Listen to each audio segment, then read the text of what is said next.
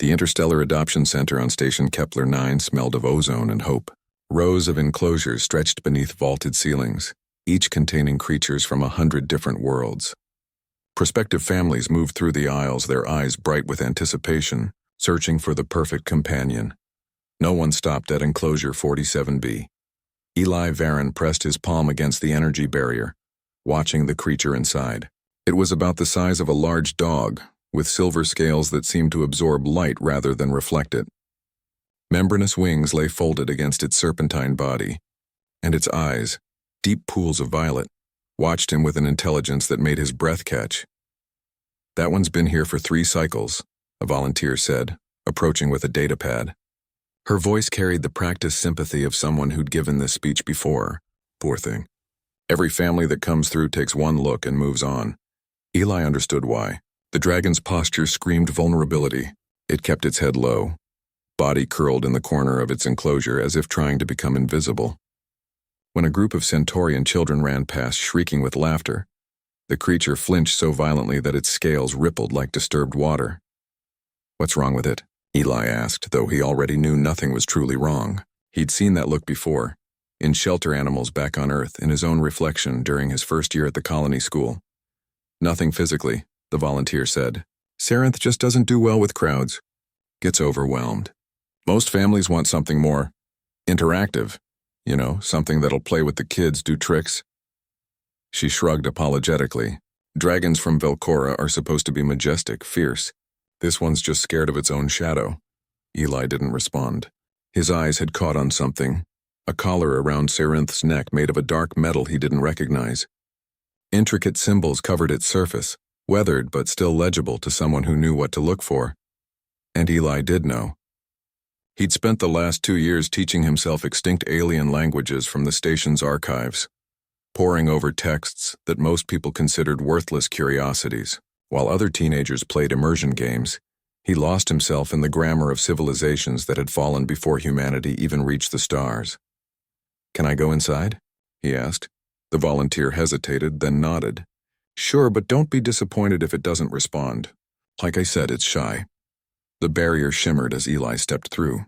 Sarenth's head snapped up, violet eyes wide with alarm.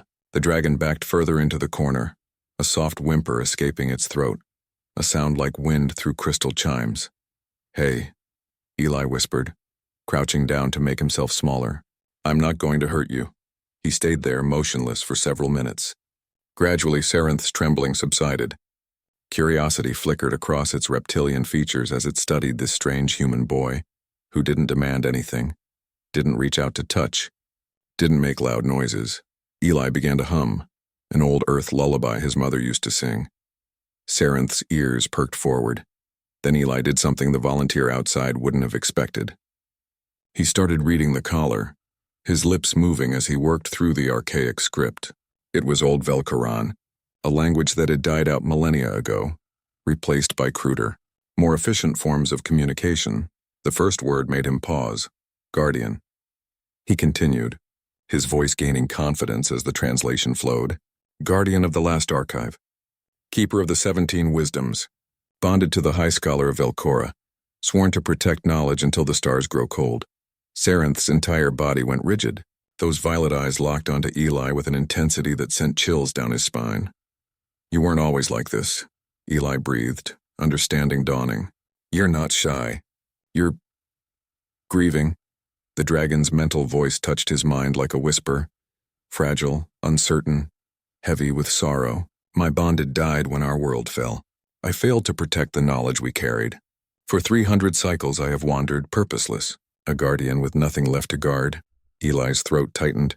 He thought of his own father, lost in a mining accident 2 years ago. The way grief had made him small, made him want to disappear into corners where no one could see him hurt. "I understand," he said simply. "You read the old words," Sarenth observed, hope creeping into that mental voice. "You are a seeker of knowledge, I am," Eli confirmed. He reached out slowly, giving Sarenth time to pull away. The dragon didn't. Eli's fingers touched cool scales, and he felt a connection snap into place. Not magical, but profound nonetheless. "I have so much to learn, and the station's archives are full of texts no one else can read. Languages everyone's forgotten. I know those languages, Sarinth said, and for the first time since entering the enclosure, Eli saw the dragon's wings unfold slightly, not in fear but in something like excitement. I was trained in the preservation of 73 extinct dialects. I bonded and I cataloged the wisdom of dying civilizations. Then we need each other, Eli said. I need a teacher. And you need someone to guard again, knowledge to protect, he smiled. Would that be okay? If I became your new bonded? Sarinth moved forward, slowly at first, then with increasing confidence. The dragon pressed its forehead against Eli's chest and warmth flooded through their connection. Acceptance, purpose, and the tentative beginning of joy. Yes, Sarinth whispered. Yes, young scholar. Together, we will ensure that the forgotten words are not lost forever. Outside the enclosure, the volunteer watched in astonishment as the boy and dragon emerged together, walking side by side. Sarinth's head was held high now, scales beginning to shimmer with an inner light that had been dormant for centuries. The transformation was remarkable.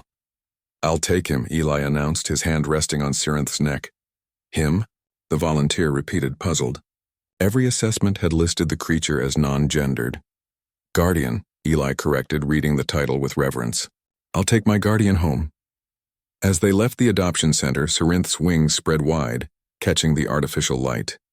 For the first time in 300 cycles, the dragon had found what it had lost, not just a bonded, but a purpose.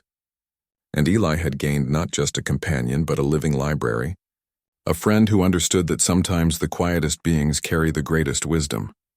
In the archives of Station Kepler 9, forgotten texts would soon find new life, decoded by a grieving boy and a dragon who had learned that even the shyest hearts can soar when they find someone who truly sees them.